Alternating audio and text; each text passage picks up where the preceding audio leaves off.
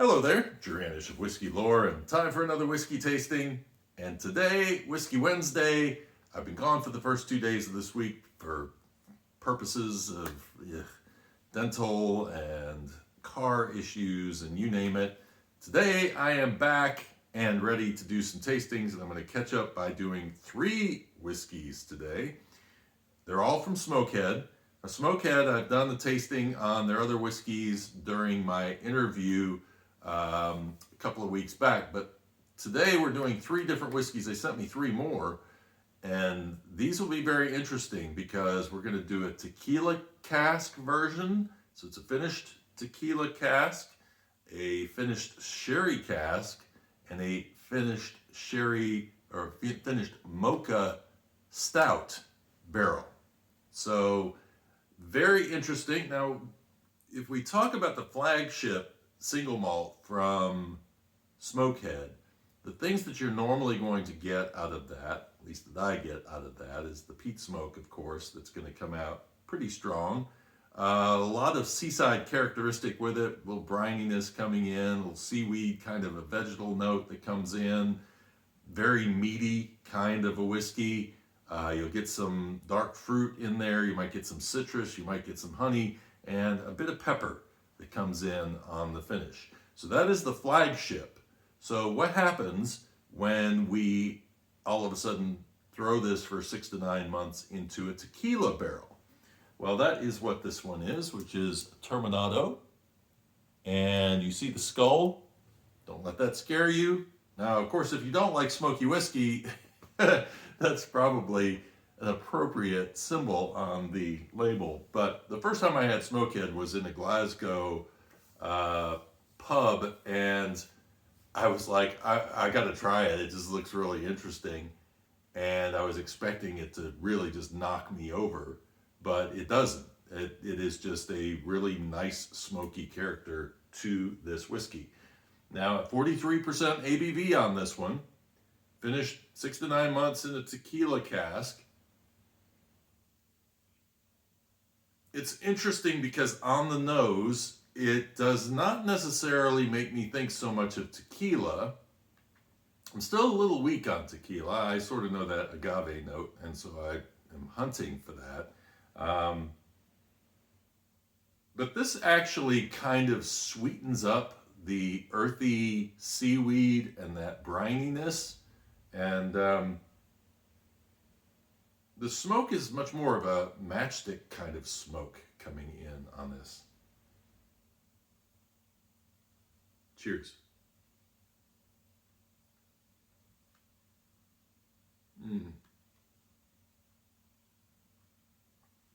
Nice mouthfeel. Interesting that, and you'll get this sometimes, before you breathe, you get one flavor, and then as soon as you kind of open up your mouth, you get other flavors coming through. I was getting a hint of mocha there at the beginning, which was not something I was really expecting. Really nice mouthfeel to it, and yet the smoky was there, the briny was there, nothing was overly aggressive, and then I opened my mouth, and it's like almost a vinegary apple note came out of the whiskey, and a pepperiness kicked in. And now on the finish, it's like Cocoa Puffs. It's this, if you've ever had a chocolate cereal, then you probably will know what I'm talking about, in that it's kind of this dried cocoa kind of flavor that's sitting on the palate, almost a burnt cocoa note, but pleasant, definitely a pleasant note. So not what I was expecting, and I don't know where the tequila comes in, other than maybe on the finish, that citrusy note, and maybe there's a bit of that agave note in there, just kind of laying there in that citrus note that I'm tasting. But really interesting whiskey. The next one that we're going to go for is the Sherry Blast, which is a sherry cask finish. For some reason on this one, they've decided to go up to 48% ABV. And so these are all Islay single malts. We don't know what distillery they come from. They are very careful not to tell us how many ppm are used or any of that, so we can't really guess which distillery it comes from. I have guesses, but honestly, this is different enough from any other whiskey that I have had from Islay that I would say it really can kind of stand on its own and isn't necessarily there to remind you of another distillery. The interesting thing about this sherry cask is that higher ABV and the fact that when I nose it, I don't tend to get much of anything on it. It's almost like the sherry cask has just muted everything down on this whiskey, and maybe that's the reason for the higher ABV. Man, you get a hunt. It's like if for those people who use the word smooth because they want something that is just doesn't have a lot of flavor assaulting your senses, then maybe we could call this smooth from that standpoint, because it is on the nose, nothing is really standing out there. Everything is just very muted down. It feels like it's something that's been sitting, it's like a smoky whiskey that's been sitting in a cask a little too long and has kind of killed some of that smoke that you really want. And this was a combo I was really looking forward to, because my thought on this was sherry and peat, man, I love them together. And the only thing I can think is that maybe they're using a cask that has been used a couple times too many, maybe, that it's just not really bringing forth enough of, or it's dried out too much, or whatever it may be, or maybe it's a dry sherry that they're using in here. And it's just not enough to really kind of boost anything up, and instead it's muting everything. Really interesting. Maybe a slight hint of raisin in there, but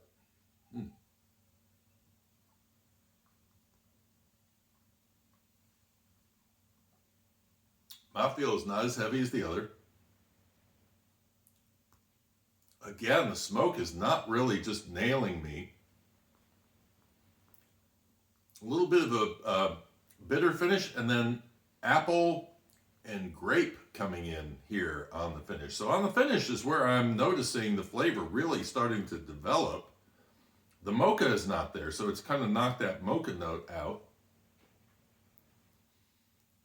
It's interesting because the smoke is there. It's just very distant. So what this has done is it has tamped down everything to a point where it's kind of like if regular Smokehead is too strong for you in terms of the smoke, maybe the sherry cask works a little better for you, because it's going to really tamp all of that down in that experience. Really, really interesting. Okay, the last one, this is the one I was really looking forward to, because if you've seen, Lagavulin has done the Offerman edition where they're doing Guinness Stout casks. What I found interesting about that whiskey, it's 11 years, which with Lagavulin, the 12 is really good. The 8 is a little abrasive, but still good. The 16 is too muted for me.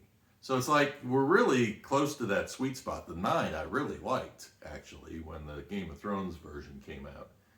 So the 11 I like, but the stout cask, I think the only thing it really adds is kind of a milky character to the whiskey.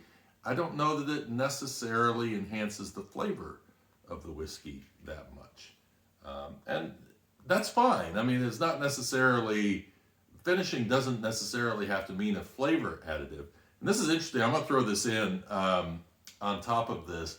I was doing some research into Old Crow whiskey, and this was from 1907, this trial that I was reading about.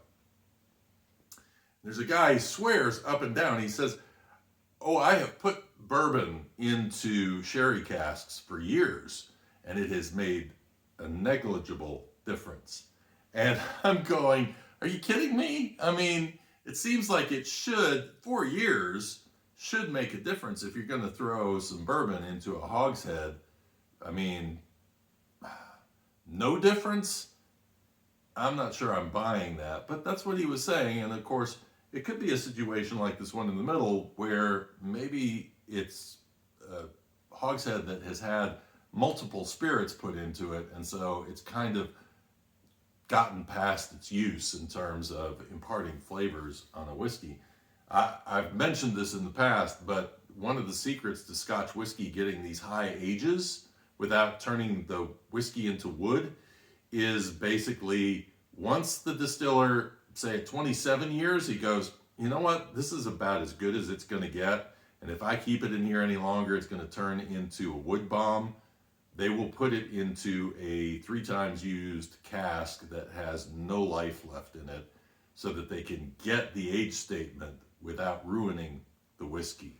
So age statements are not always your friend, and that is something that I think people need to be much more aware of, that just because it's a 30, 40, 50-year-old whiskey doesn't mean it's a good whiskey, and doesn't mean that it couldn't have been a great whiskey at 25, 26, 27 years, and that they've just diminishing returns over time once you get into the 30, 35, 40-year range.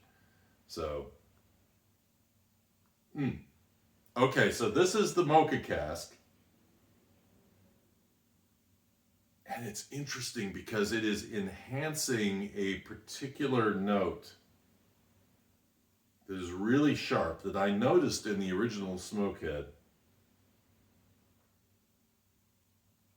Gosh, and I wish I could put my finger on it. It's almost like this is gonna sound weird, a milky, peppery note.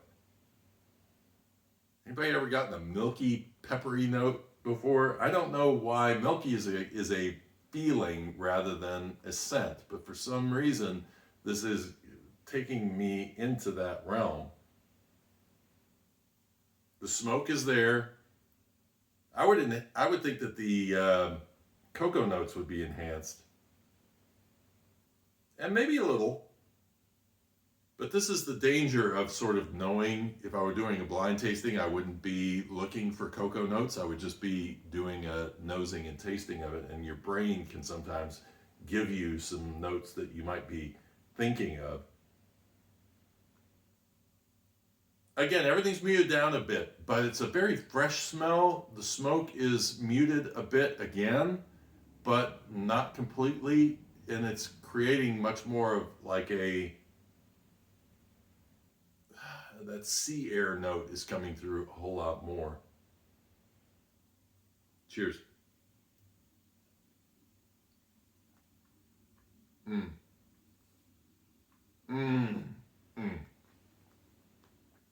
Definitely in the body of the whiskey, and then wow, just that nice little hint of cocoa dials up a bit. Back again to kind of a bitter finish. But the consistency of this whiskey I really like. It is not as milky as the Offerman edition is. It's not really hitting that kind of a mark, and it kind of thins out on the finish. I'm missing that cocoa note. What's really interesting is I would have thought this would be my favorite, and the tequila would be my least favorite, but I got to tell you, that Cocoa Puffs note at the end, I like that. I kind of really look forward to that. And so in this particular case, I think I would be leaning in terms of the tequila. Now, after taking a sip of this, the smoke is a little bit more present. I'm getting a lot more probably on the citrusy side of this, which again is not something I would have expected. Seaweed note coming through. Slight meaty character to it. Not really getting fruit on it.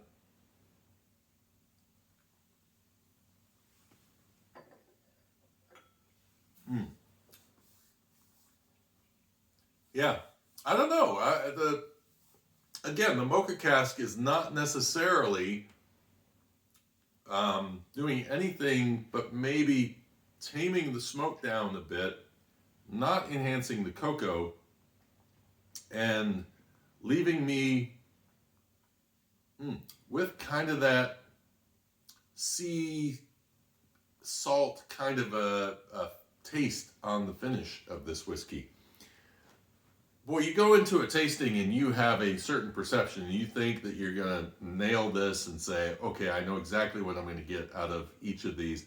This is what happens with blending. Sometimes you think two things are going to work really well together, and you put them together and they just clash. There is something that doesn't make them do what you expect them to do. And that's kind of the situation I bumped into with doing this tasting, is that, you know, throw your perceptions away, because the sherry I figured was going to be big fruit bouquet.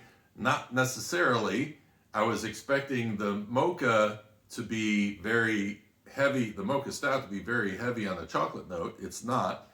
And the tequila I was expecting to be too tequila-ish for me, and yet it gives me the Cocoa Puffs that really kind of set me off and make me really like that whiskey. So interesting situation here. And I have enough. I think I could probably do a blind tasting on this and see if my opinions change at all. But I think I'm pretty close to what I've experienced with each of these whiskeys. If you enjoyed today's episode, please give me a thumbs up and subscribe if you'd like to watch more of these down the road. And until next time, cheers, Cocoa Puffs, and Slainte.